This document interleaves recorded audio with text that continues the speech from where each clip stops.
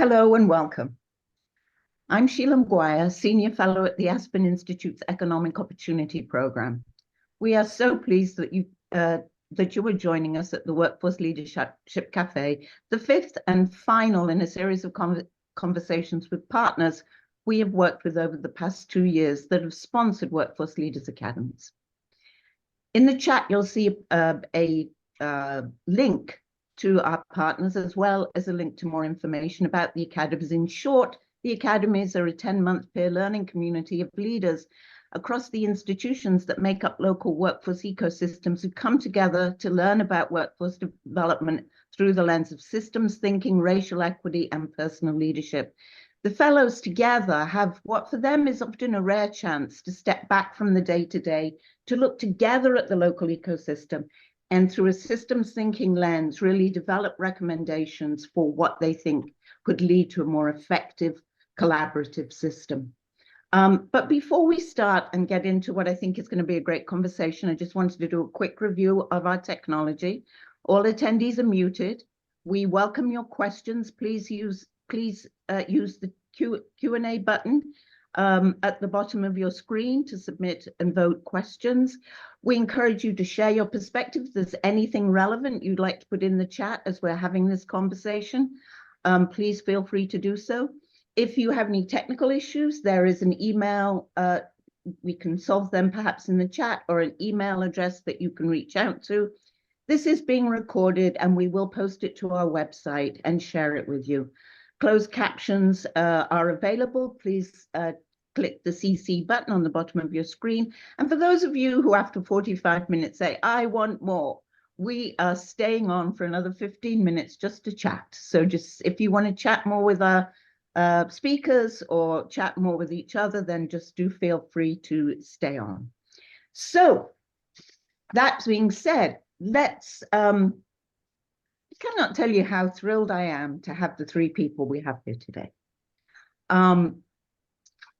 We have Megan Farry, who is our partner from the New York Association of the Training and Employment Professionals, otherwise known as NYATEP, and who was the facilitator of the Buffalo Niagara Academy. And we have Dr. LaShawn Sawyer, who is the Director of Policy Advocacy at Towards Employment, as well as Director of the Northeast Ohio Workforce Coalition. Both of them have deep experience in workforce development and deep experience and passion for social justice. I believe that these two organizations sit in a pivotal place in the local workforce ecosystem. They have a unique vantage point as they operate at the field level where policy meets practice, and they play a critical role in advocating for change and also an increasingly critical role in supporting effective practice on the ground. So I'm very pleased that they're coming together to talk about the breadth of their work that they have underway in their own areas.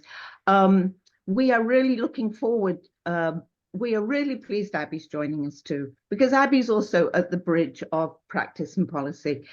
She was a practitioner advocate, a CEO of JVS San Francisco, a board member and chair of the National Skills Coalition, and now she's gone over to the public policy side as the Deputy Secretary of the Future of Work for California. So I'm really looking forward to this conversation.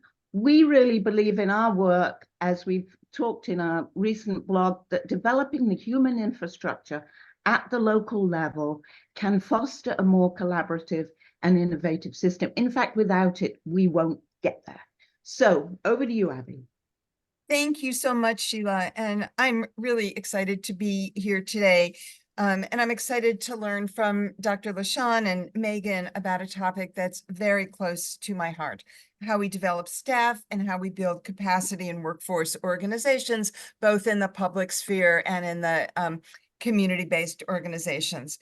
The work that you, Sheila, and Dee have led over the last decade, and more going even farther back in developing talent and leadership in local workforce ecosystems, has really been groundbreaking, both in identifying the need to invest in the workforce and demonstrating just how to do that, and how showing how when we invest in our own workforce, we really increase impact for the community. And truly throughout the country, we're facing steep challenges, both in building a more equitable workforce and a more equitable workforce system and systems. And it's the people on the front lines who are working with individuals and employers who are our most precious asset. And unfortunately, these workers often face job quality issues of their own in terms of wages, in terms of burnout, and the investments in the diverse skills they need to be successful in their jobs are often neglected. We can do more and we can do better. So let's turn our attention now and talk to two workforce leaders and how they're rising to this challenge. So let's start out now, Megan and Dr. LaShawn, and would you each just tell us briefly about your organization and some of the approaches you've been employing for talent development in the workforce field? And Dr. LaShawn, why don't you start? So I'm wearing two hats, as Sheila mentioned, the Director of Advocacy and Policy at Towards Employment, as well as Director of Northeast Ohio Workforce Coalition, which is an affiliate of the Ohio Workforce Coalition. And in thinking about meeting this challenge and why this work is so critical, it is, if you think about some of the movements that have transpired in this nation going back to the 70s, we have been talking about fairness, equity, and advancement in the workforce. And so some of those agenda items from 60s, 70s have been addressed and accomplished in some ways, but the agenda was never really completed. And so we continue to carry that torch of promoting equity and having work experiences for people that they are not just so wrung out at the end of the day that they're not able to meet the needs of their families and other responsibilities that we have. And we really want a workforce that leaves people whole. And so some of the things that we are doing at Towards Employment, doing job readiness training, also being a part of a recent initiative, Coach U, where we are putting career coaches through a curriculum so that the workers that are working with the people looking for employment have the tools that they need to have the conversations. And it's not just about finding someone a job and, hey, you're good, you got a job, but staying with that person even after they're on the job, because life continues to happen, emergencies happen, new things happen that you've not experienced before. And so having that coach to support them along the journey of finding that job and that career is so important. And then at Northeast Ohio Workforce Coalition, we are bringing together workforce leaders in Northeast Ohio, based in Cleveland, Ohio, to have conversations. What are you struggling with at your organization? What are you successful with at your organization? And breaking down those silos so that we are not just operating as one organization over here, another one over here, but we're a unified force and we're addressing policy issues, concerns, issues that we hear from participants, and informing legislators and other stakeholders in the community what's important and what we need. Thanks, Dr. LaShawn. I really appreciate your perspective on kind of intervening at multiple levels, really building the capacity of the coaches. That point, past placement, is so critical and so often overlooked. And then looking at the organizational level and taking that to the advocacy and policy level. Thank you. And Megan, tell us more about NYATEP and your approach. Sure. We are New York State's only statewide workforce association. So we really see our work in three buckets. The voice of the system in terms of political advocacy, the knowledge is the professional development of the system and the people that are doing that important work. So they're not wrung dry, as you said. That was a great term at the end of the day, making sure they have the skills that they need, and progress around putting reports together and really putting a magnifying glass on some of the things that aren't moving and that need additional support. So with that, we put together, when I came on board 5 years ago, we put together this coordinated training arm that we named Level Up. And at the time, at the helm, I was at the helm of it. We now have a very accomplished staff member that's doing it, but we really struggled. We were putting together great trainings to get people into those trainings and then to have them actually be sustainable in terms of like going back to their desk and being able to implement them.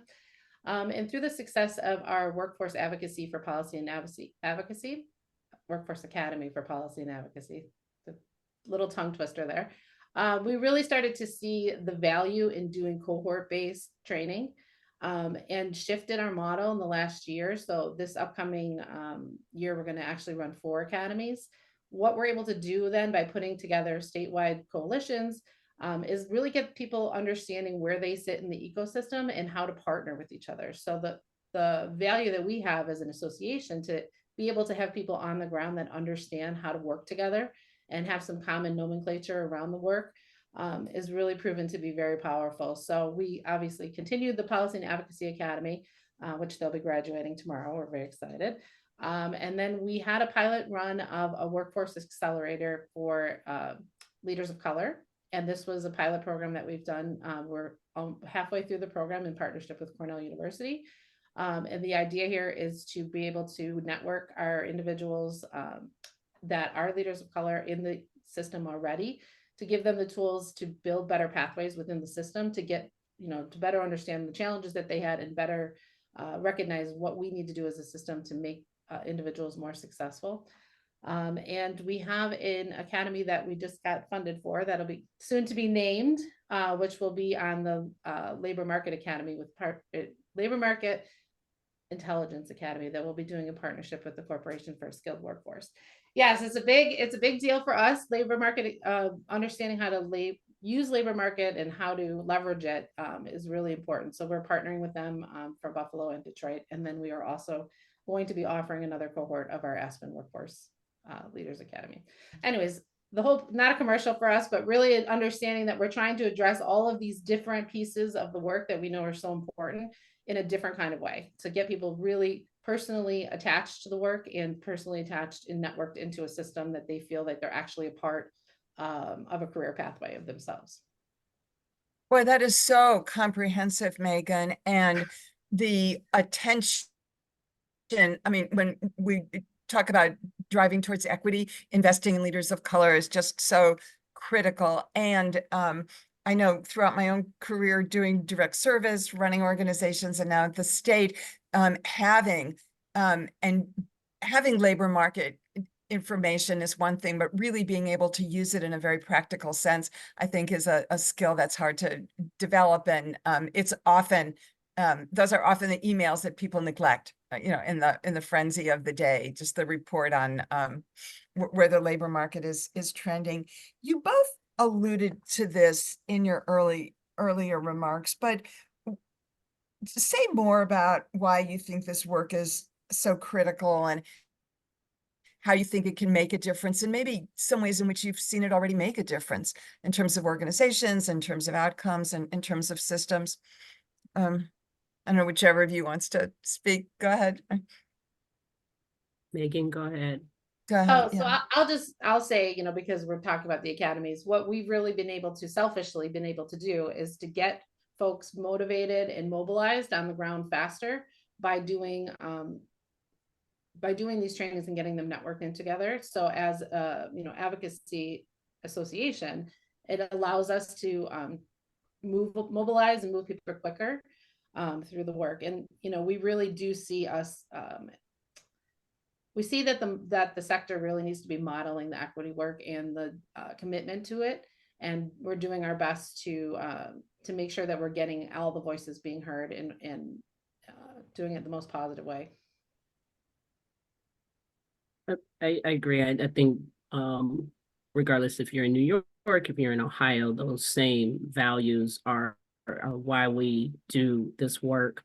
I think something else to lift up is that access to income is the root to so many other forms of stability.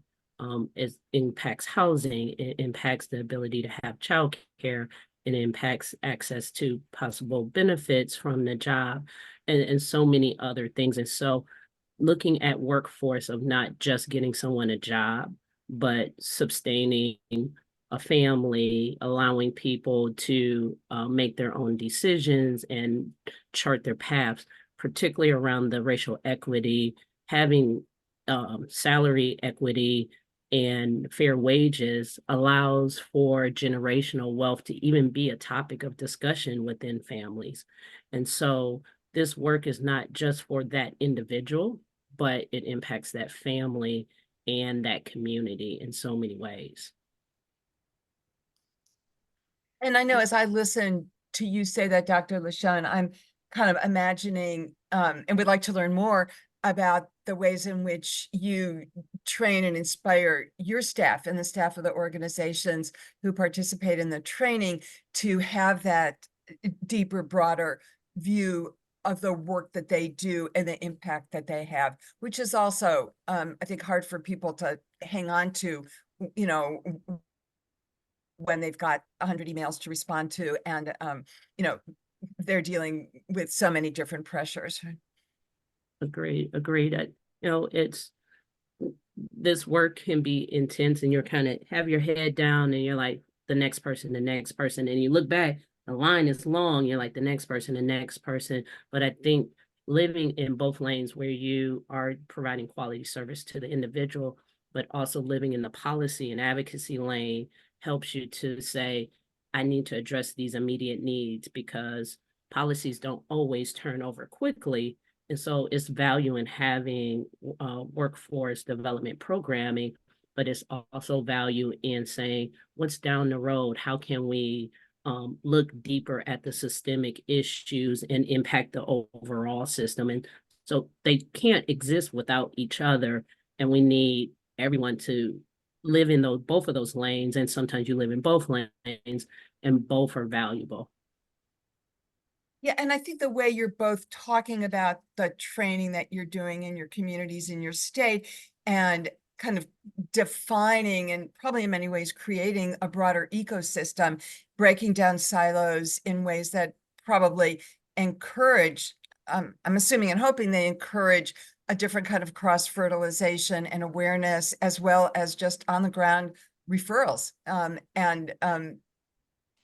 You know, when you've got people from social services, from HACCs, developing relationships, it's going to make it easier to understand how the other can add value and help your work and you know, and connect more easily. Have you seen that, Megan, and the ways the academies have run? Yeah, you know, and I just wanted to talk about a project that we did that was separate from the academies, but we did a report in 2022 of our own sector around who's in leadership roles in the equity work that's happening internally in workforce development. I'm going to drop in the chat just a link to our page so folks can download it. But really for us, again, like we would address any sort of policy approach would be what's true, what's really happening on the ground, what is the data actually saying in order to help, you know, start to craft the argument and the understanding of what needs to change. What was shocking about working on that project is how few, if any, states had been doing this work. Like we're pushing for equity in all of these other places in the system, but we're not looking at our own sector around what we're doing and to build, equitable pathways and how we're actually creating opportunity for, not only the people that we're serving across the desk, but the people that are actually doing the work. So again, I just think that's an important piece. If we're really going to walk the walk, we need to do it internally, and that's going to take some systems change of our own. And Megan, in releasing that report, could you say a little bit about the response and reactions and any changes that you think have come about as a result? So I would say, it's important to people self-reported. This was something that we did with the support of a funder to put it together and actually start the work. It needs more. We really would be looking to expand and have better quality data. So I just want to acknowledge that that's like part of it is that this was the first time out. And we learned a lot of lessons about how to craft the questions and how to do the outreach. But in terms of what has changed is, us having this conversation right now. Like, there's such a outward focus about what everybody else needs to be doing. And I think that there's an opportunity here for all of us to be thinking about what do we need to be doing. When you have when the folks that are at the top don't represent necessarily the individuals that are being served, what's actually happening in terms of systems change, and how do we need to elevate and change? And going back to more of the direct training, as I was listening to both of you, I was thinking about something that's been, I don't know, vexing me for many years, which is, it's one thing to train folks who are having the direct contact with participants, but there's always that like middle management dilemma, and the ways that organizations can really drive impact by investing in the supervisory skills, the managers who are supporting those direct service workers. I'm just interested if, you've thought about that layer and how you might be doing training for those supervisors and managers, and then of course how you've inserted an equity lens into that perspective as well. Well, I think the Workforce Leadership Academy is a good example of that. Many of our fellows are already leaders, and they still have more runway in their careers. And so bringing them together as a group where they can share ideas and build innovation together, and building a pipeline, and not just inviting the most senior individuals to the table for the conversation, but making a space for individuals that have leadership roles in their organizations, have voice and have ears in their organization, and giving them an opportunity, the tools to talk to other people that are in similar seats. Again, it breaks down the silos, but it also recognizes that it doesn't always have to be only the CEO of an organization sitting at the table. There is a lot of talent and power in all of the seats in the organization. And so I think the Academy is a good example of bringing them together. And then the Academy this year focused on the racial equity lens. And so folding that into the curriculum, that is not a neat little 20-minute segment at the beginning of it, but it's something that it's embedded. Every time you look at a part of the ecosystem, you're talking about it again. Let's look at it this way. Let's twist it this way. What does it mean over here? And making it a reoccurring conversation rather than a module, and you can hit a checkbox to say that we covered it. Yeah, and it sounds like you're building a cohort. I'm just such a huge believer in the power of cohort and creating a safe place where people can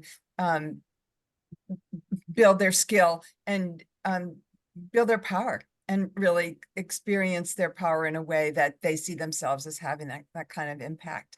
Have you been thinking about that kind of leadership development and middle management layer, Megan? So I would agree completely that the regional academy, having it here and having individuals networked. So we had, I think it was 25 individuals in the cohort, and many of them did not know each other, which is a very, if you've ever been to Buffalo or probably to Cleveland, there's a network somewhere. Everybody knows somebody in some capacity. So the opportunity that we were just introducing people was already a win, right? We're already giving people an opportunity to know that these other organizations exist and that these are the people that work at them. The need to focus on middle management and the support of getting people to have the skill set they need to be good managers is really important. For us as an organization, we could provide all that training, but we need buy-in from other organizations to show that they also agree that they're going to support the middle of the staff, or the middle managers. So I guess in terms of thinking, we are thinking about it. We're thinking of, longitude, like we're trying to get folks at the front line to get a common, understanding of the work.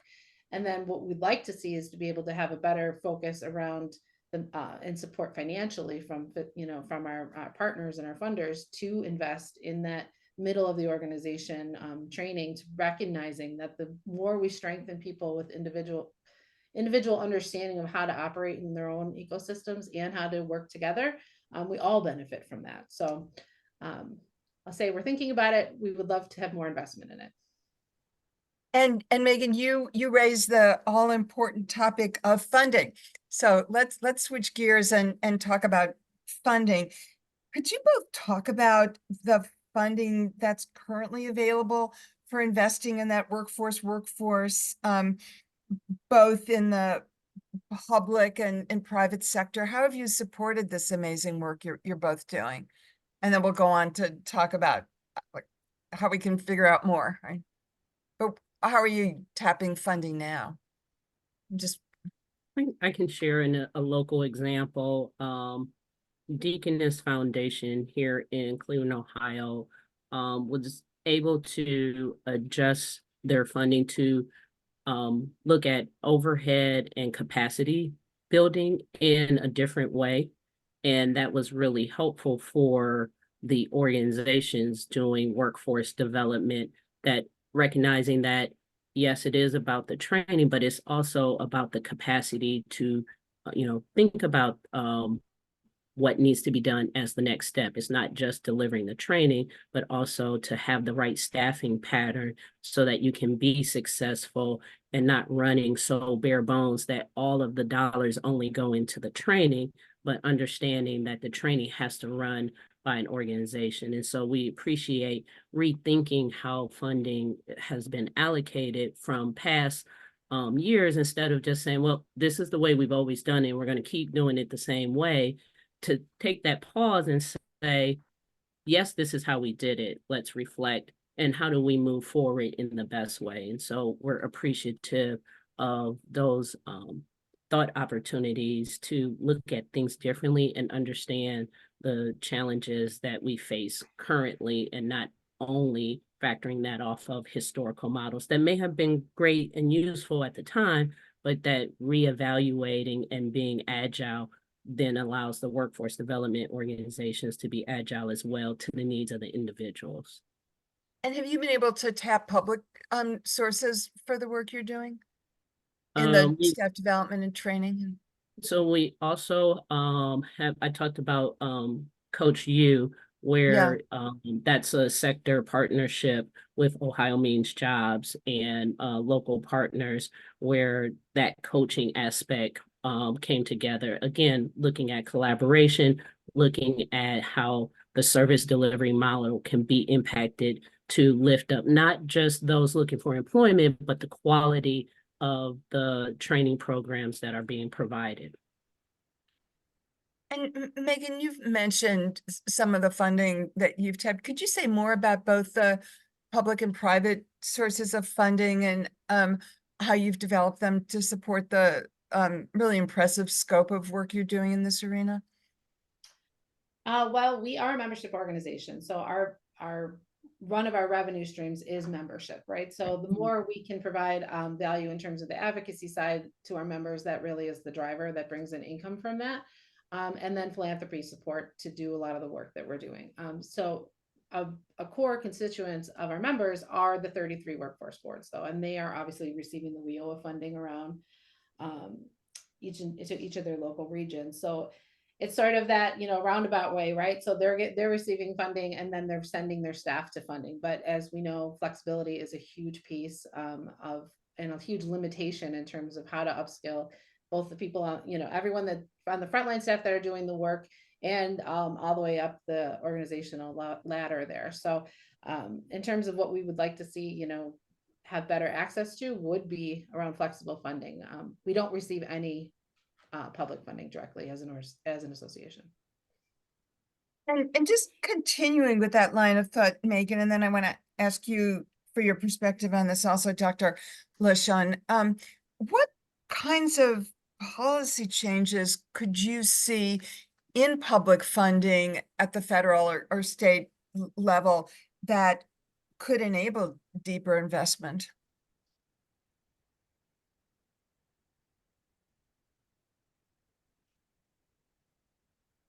It was a question for both of us.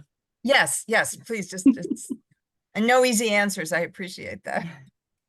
I think recognizing that the cookie cutter approach of each person getting a job is the same. There's a concept that by Dr. Jackson, that we lift up here in Cleveland called social determinants of work, which looks at childcare, access to justice, transportation, broadband access, and other factors that impact the person. And each person going into the workforce has different needs, has different things that they already have access to, but certain challenges that they may have, and having that flexibility to see the individual and their individual needs and putting the right wraparound services for them in place. Transportation is a huge thing. And even with Cleveland being a more metropolitan area, there aren't a lot of bus lines in rural areas. And so it's not that simple. We'll just get on the bus and get to the job. And then what happens when the job is not on the bus line?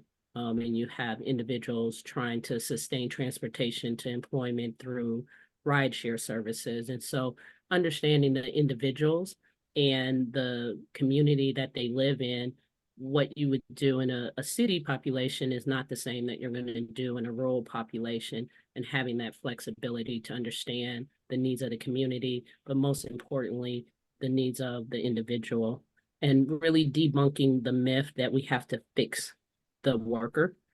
Many times the structure of the conversation has been that if you just train them more, and if you just tell them to do this, and if you just have them do this, many times people know what they need, they know what they're capable of, and they know where their area of growth is. And so understanding that if we keep having so many people having challenging situations getting into the workforce, we need to step back and say, it's not about fixing the person, but let's fix the work. Let's fix the work environment. Let's fix access to work and all the pieces that go around it, rather than using this one tool to keep hitting the hammer on the same nail.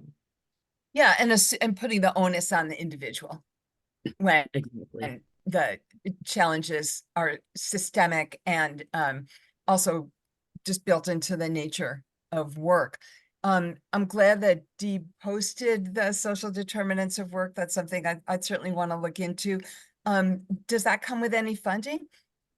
Or, I mean, you talked about so many ways of, just digging more deeply into what that means and how to address those. What funding has been available to actually do that?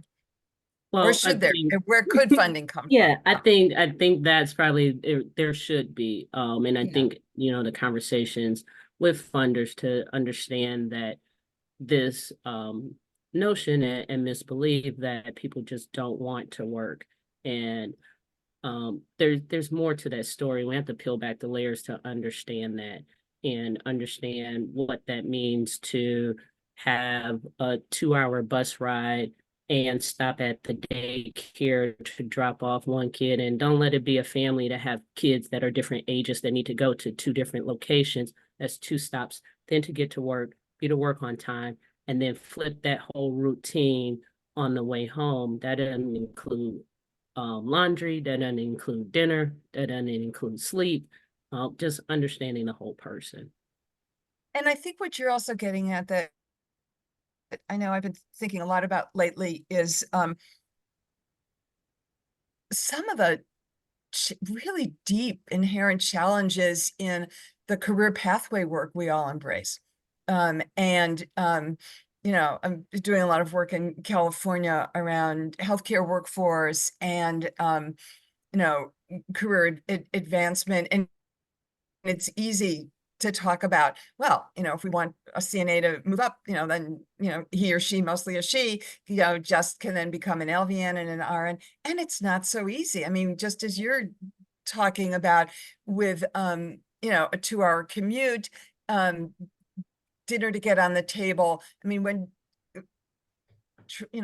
class schedules that are not conducive to evenings and weekends, let alone, the 24-hour nature of so much work and healthcare, that, I think we have to change that narrative as well and start taking the onus from the individual and motivation to looking at systemic changes, both in terms of the training ecosystem, as well as, and we haven't really dug into this yet, and I know we're going to wrap up soon, is the, the workplace itself and the demand side, and the, what we're, this conversation is going on really at two layers, the,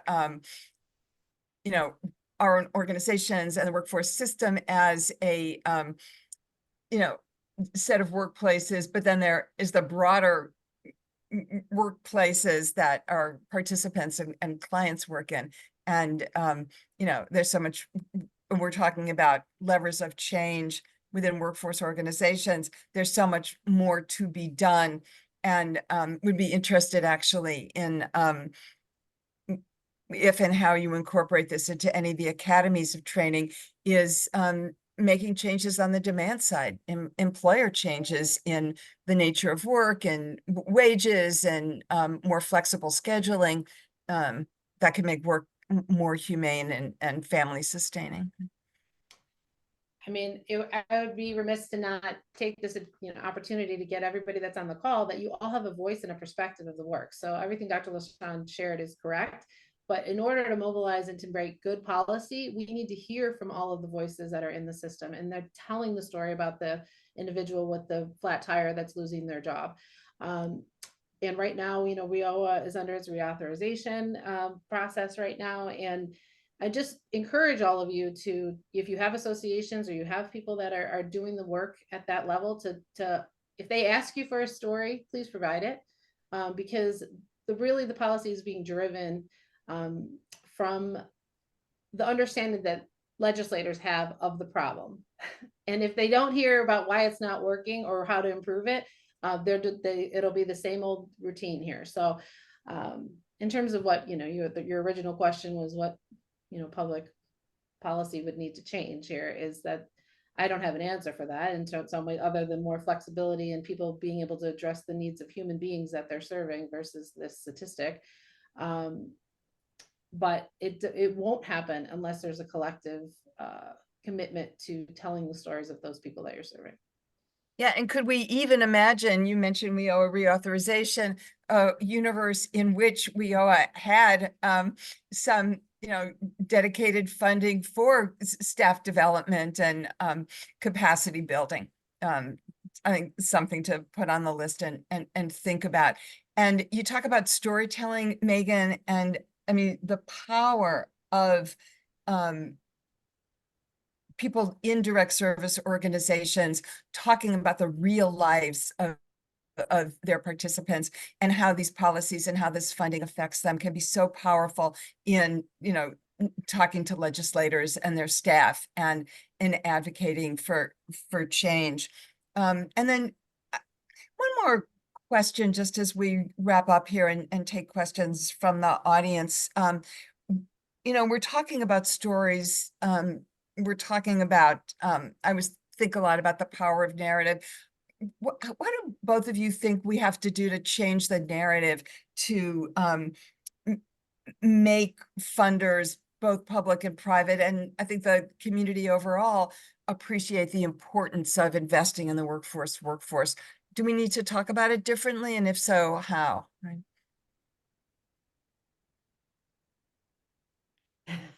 Yes. And again, maybe this is another question that I don't have a great answer to. So if we have funders on the It's a hard question here, it is a hard question because it's really there. Again, like everything that we do every day, it's very layered, right? I think part of it is, all conversations and all changes are going to happen when there's data around it. So that was sort of our thought process when we did the report. Like, how can we be asking us to make more investment about equitable work across the workforce development system if we can't actually tell the story of our own numbers? So there's a place to start, right? Is that we need to better understand what metrics that we need to be capturing and what we are and what we're not, and what funders really want to see, and having better conversations around what those metrics actually mean. Because I think, we struggle sometimes convincing or selling the story because we're not a direct provider that educating this, our future leaders is a bigger investment, will have a larger impact over the long term than propping up a few training programs at community-based organizations where some of the organizations haven't been supported in how to actually scale a project. So they get the original investment, they do what they can with the best that they have, but they're not supported in a way to actually help them grow in their own personal career path, and then overall keep the sector healthy and robust. Yeah, and that makes me think of the perspective that you shared earlier, Dr. LaShawn, about how the Deaconess Foundation broadened its approach to really include capacity building and appreciate that and and then certainly staff development in investing in the workforce is an element of capacity building. What other thoughts might you have as we wrap up on how we need to change the narrative? And, you've certainly spoken about this throughout our conversation. Sure.